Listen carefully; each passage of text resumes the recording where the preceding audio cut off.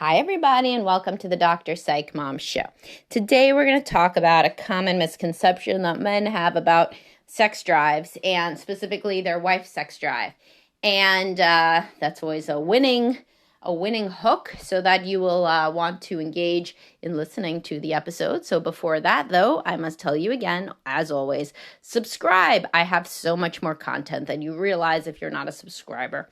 And a lot of it is really awesome, and I'm sure some of it is not, but but I try. So anyway, subscribe. It's $8.99 a month, and if you like listening to me for free, then you're going to like having about a quarter more content. All right, so and the most recent episode was on how divorce and remarriage changes how you view the idea that being a good wife also makes you being a good mother or father somehow also makes you a good spouse. It really disconnects those variables, and even without divorcing, just listening to me talk about this epiphany that people have post-divorce, it can really help you gain a different perspective on implicit assumptions that you may have had about the overlap between those variables of, spousehood and parenthood. Okay, so today we're going to talk about when men say, and the manosphere, implicates the role of the man in the woman's sex drive too much. And so it amplifies this message. And men think that if they are just better somehow, then their wife will have a higher sex drive. And they also think that, therefore, if their wife does not have a high sex drive, then it is their fault. Or it means she's not attractive. Or it means she's cheating, despite that 87% of women don't cheat. And 80% of men don't cheat. But there's something wrong. And I talked about this in my sex freeze tag analogy about, if you go back and listen to that podcast about the man whose son asks him to play freeze tag, and when he doesn't want to because he's a fucking adult and he's tired, the son says, you must be playing freeze tag with someone else. And that is as absurd as when the man says to his low libido wife, you must be fucking somebody else. She's not. In, again, 87% of cases. But anyway, and those are from the Institute for Family Studies, the most recent and only data I could really get that goes about cheating and whatever. If you are gonna write in, actually my podcast listeners are much more intellectual, let's say, than my Facebook main page followers. So I do not think you will do this, but do not email me with the New York Post article whose headline is Women Cheat as Often as Men, because in that whole damn thing, you cannot find any data that back that up at all, except for polls that say that, basically women are attracted to other guys or something, or within the subset of people who have affairs, it just isn't any data that ever, no one can find data that shows that women cheat more than men, because they don't. Because they don't have as high sex drives, because they're having babies, because they don't have testosterone, et cetera, et cetera, et cetera. Anywho, so anyway, let me put it to you like this. Does your wife having a lower libido make you have a lower libido? No, it doesn't. It just fucking doesn't. It doesn't. You have the same drive pretty much no matter what. Do you want to have sex with her as much? No, she's not that fun, she kind of hates sex, but that probably means that you jerk off a lot to porn despite me telling you not to, and despite me saying that if you didn't do that, you could bring all of that energy and even that anger, which is a motivating variable, into your marriage and finally get into the couples counseling that you need to actually rectify the situation. But that's another aside. But it doesn't impact your drive. It's not just because she doesn't want to have sex with you that you don't look at the Starbucks barista and want to have sex with her, or want to, use Pornhub for hours. Of course it doesn't. That seems absurd, doesn't it? That her sex drive would somehow make your sex drive into the same sex drive as her. That she would somehow impact you like osmosis in this way. Doesn't that seem preposterous that she would have some impact, anything that she did? So let's put it like this. So what if you put on a nice outfit and she said, I don't like that shirt, and your feelings were hurt? If you're a preoccupied attachment guy, your feelings may well be hurt. Does that impact how much you want to have sex? If she then were to drop off the face of the earth tomorrow, would you be celibate because you had received an insult from her and now you don't want to have sex anymore because it puts you in a bad mood? No, no, no, no, no, no. Your sex drive is its own thing. So thus, possibly you now see where I'm going with this, her sex drive is her own thing. It has to do with her. The amount of sex that she wants in a week is a variable that predates you. It has nothing to do with you. It certainly also doesn't have much to do with, although it does, like kind of analogously, it does with the honeymoon stage, such that women with a low libido probably wanted sex in the honeymoon stage once or twice a week. And women with a high libido now wanted sex in the honeymoon stage once or twice a day. But nobody remains the same after the honeymoon phase, so everybody drops, and they drop analogously to however they were in the honeymoon phase. Not that anybody knows that, and not that it's your fault that you didn't know it, because she didn't know it, and nobody knows it. Because that's not the sort of thing that, really makes people, buy tickets to romance, to rom-coms, because nobody wants to know about that, because people delude themselves, and that's totally normal part of being a human. But anyway, back to the point. Her sex drive is her sex drive. It doesn't have to do with how hot you are. It doesn't have to do with how cool you are. It doesn't have to do with you, like, inspiring dread, which I have a podcast about. Oh, it's so ridiculous. Or being a man of mystery, or like any of this bullshit. Her sex drive is her sex drive. Her sex drive is her sex drive. The only difference is when there is a real, somewhat of a biological renaissance of the honeymoon phase, such as if you were to start cheating, right? So before she gets all her shit together to dump you, then she might have more sex with you. That's hysterical bonding. And it usually goes on for a couple of weeks, and then the woman wakes up and she's like, what in the hell am I doing? And then you go to couples counseling and then she leaves, or if she's real fucked up, then she, takes longer ambiguously to leave, or maybe she forgives you and you turn into like a better person and your marriage is great. But guess what? Her sex drive in that great marriage is going to be whatever her sex drive was before. So then you say, well, then what is the point in being a nice guy and in doing the chores and in, whatever. I mean, not everybody's an asshole. Not everybody's looking to do tit for tat. But I do say, in my chore play thing, chore play works for certain women. Which women? Women that are still into the marriage and that have at least a normal libido and a positive attitude towards sex. So here is what can be impacted. Her natural drive cannot be impacted, right? Much. Unless her drive is artificially low because of trauma history, or something like that. But that isn't really drive. That's like something else. So let's assume just that there's no trauma history. Because if she does have a trauma history, then you want to get her into therapy that addresses sexual trauma, right? Because then she kind of doesn't really know what her drive is, right? But anyway, so let's say that it's a situation where she's not. So she has pretty healthy attitude towards sex in general, but she wants sex twice a week. Pretty much that's like her natural thing. It doesn't matter how hot you are. She's going to want sex twice a week.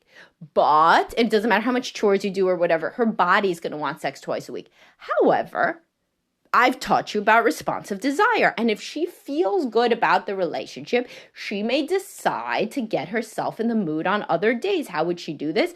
By hanging out with you and being close to you and deciding that she's going to shower at a different time and get stuff done with the kids at a different time, because in her mind, she's thinking that things have been going so well. I know that I like sex when I start. I've been listening to Dr. Psych Mom, and I'm going to get in the mood tonight too. Things are just going great between us. That still doesn't mean her body wants to have sex more than twice a week. Like it doesn't matter. It doesn't matter. Also, her body wants to have sex twice a week, even if you're like a total douchebag. And then she doesn't want to have sex with you, right? But like if you acted better, then instead of using the vibrator twice a week, then she'd be having sex with you twice a week. But her body still wants to have sex twice a week. This is what guys don't understand. So let's say they want to have sex every day. Is that impacted by anything your wife does? No. No. I mean, if it's very difficult between you, then as I have a podcast about that, your husband may not want to have sex because you are hot, but you're also quite difficult. So there are certainly situations where the man doesn't want to have sex because he's not attracted, but there's also situations where when you're asleep, he's attracted to you, but when you're awake, you guys fight so much that he couldn't possibly be attracted to you. So in those cases, he doesn't want to have sex with you, but wait, he still does want to have sex, however much his body wants to have sex. So guys have to understand, like many guys, especially preoccupied attachment guys, take their wife's sex drive personally, as though the woman's drive somehow responds differently to them. No, when she ovulates, kind of it doesn't matter. Like if you're like cute or not cute or like acting nice or not acting nice, then she just kind of wants to have sex. If you really act like an asshole, then she doesn't want to have sex with you, but her body still wants to have sex. You cannot change somebody's innate drive. They can decide to try to get in the mood more frequently than their drive allows, and certainly they should for the sake of the marriage. If they are a person who, let's say, wants it once a week and you're a person who wants it every day, then yeah, you should get somewhere in the middle.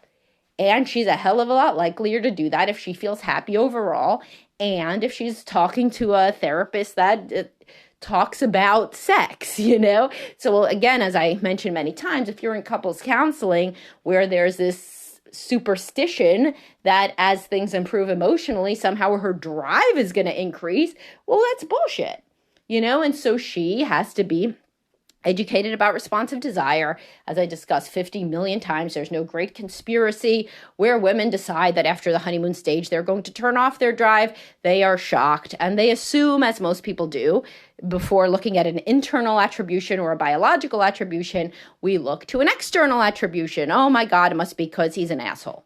He was an asshole last week. I remember he was. So must be that, and that's what they think. That's what they genuinely think. And that's what the guy thinks too. But he doesn't think because I'm an asshole. He thinks I'm not hot enough. I'm not muscular enough. I'm not exciting enough. I'm not like her old college boyfriend that she told me they were so, exploratory. So he does the overly personal attribution. She does an overly personal attribution. The person they're both blaming is him. And he thinks that if he were different, her drive would be higher. And she thinks if he were different, her drive would be higher. And I'm here to tell you that's a load of bullshit. Just like if she liked you more, her drive to eat doesn't change, It is a natural biological thing. She remains at a set point in her weight, usually, unless she's pregnant or, she's depressed or something. But generally, she remains, if she started out at 150 pounds, she kind of stays at 150 pounds pretty much, and she eats enough. Her body knows how much do I eat to maintain being at this weight. And if I eat less one day, then I want to eat more the next day. That's how homeostasis works, right? And it's why people have set points with their weight. And she has a set point with her libido as well. And it does not have to do with you. Where you can, though, move the needle is whether or not she wants to try to have sex more than her natural drive would allow. Such as in the week before her period, where she feels kind of like shit and doesn't want to even talk to you.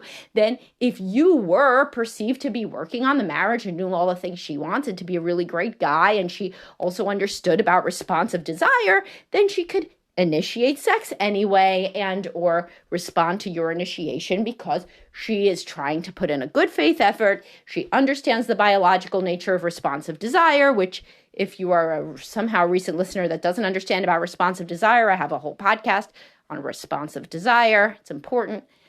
Or multiple podcasts, I believe, and a post as well on drpsychmom.com. So the point is, if she's educated about these variables, then she may well try to get in the mood more, and she may enjoy the sex that she's having more. And of course, you getting better at sex helps, which is why I have my podcasts on like oral sex on women, for example. And top 10 ways to make your highly sensitive wife like sex a lot more. And a lot of other things, bucket list experiences, etc. So certainly you can get technically better. And massage and foreplay and all of these things that I've written and talked about. So if you get better at sex, then it also helps responsive desire, because then she knows, all right, I'm not in the mood. Again, my set point is my set point. If I was married to Brad Pitt, it would be my set point. If I was married to a bridge troll, it would be my set point. That's my set point for wanting sex. But I now know that I can, in fact, enjoy sex at other times as well. And I'm willing to do that because my husband's a real good guy and I feel emotionally close to him. And you know what? He's somehow getting a lot better at sex, after he started listening to the Dr. Psych Mom podcast. And so, I know I'm going to enjoy myself in the long run.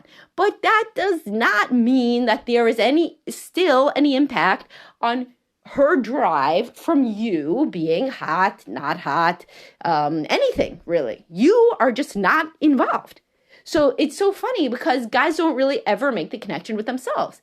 Your sex drive is a unique animal. That's inherent to you. But then somehow they think that their wife's sex drive is also dependent on them and what they do. Whereas their own sex drive, they assume to just be a natural biological part of who they are. So it has to be the same thing, right? You got to be consistent. Whenever you think about one gender in a way that makes the other gender seem just totally, just so different and no overlap, then you really have to interrogate that, Because the reality is that people have their biological predilections, and those are inherent and innate and really completely an independent factor that does not relate to anything else in the known world, including a mate. So think about it. Really think about it. And what it can do is it can make you stop blaming your wife, which is a lot of what I do in this podcast is I'm like, listen, there's no conspiracy. There's no bait and switch. The libido goes down. She had the same sex drive before as she does now. Here were all the red flags that you missed that she was never going to like sex, And so why don't you stop blaming her and start thinking about how you guys can proactively work on this, which of course includes being the best person that you can be, facilitating the education component, e.g. bringing her to a sex therapist or a couples therapist that talks about sex, or listening to my stuff. Remember, do not do that if she hates my stuff, or other people that she may hate less, or reading the book Come As You Are, or like whatever the fuck you do. I talk about constantly options, or just bringing it up. I heard about responsive desire, blah, blah, blah, blah, blah. And, trying. You just got to try. But when you blame somebody, it stops you from even trying. Then you start doing all these things to hack them, such as being a man of mystery or working out all the time. You know what? Working out all the time, as I have a whole podcast about this, but that leads to less sex for so many people. Because the woman's like, God damn, I thought he was a narcissist before. Holy shit, since he started going to the gym, he is fucking tolerable. I don't want to touch him with a 10-foot pole. All he does is look in the mirror. All he does is look in the mirror and tell me if I noticed that the lady at Starbucks looked at his arms. No, she did not. She was looking at the wall behind him. What a dipshit. So that is not going to help. Unless you are very overweight and she does not like that, in which case, obviously, yes, going to the gym, eating differently, certainly. But when these guys decide that, what they really need to do to change their wife's sex drive is to, start working out 6 hours a day, I've not seen that work yet. I have, though, had women tell me in individual therapy, the way that it works is I kind of have to tell him that I really like him going to the gym. Otherwise, he gets very sad. So yes, if your wife is a nice person, or she has a particular fetish for bodybuilders, then yes, then maybe it can help. But for the general woman, you actually listening to things that she values in the marriage, you being more open-minded about things outside of the bedroom, you go into couples counseling, and you pushing the need for genuine, deep understanding about the biology behind female sexual desire, all of that will be a hell of a lot more expedient than working out constantly and sometimes just leaving the house for no reason and not telling her where you're going, which women with any self-esteem are not going to tolerate for 3 days before they have a real problem with you. All right. I will talk to y'all soon, and have a great day, and thanks for listening.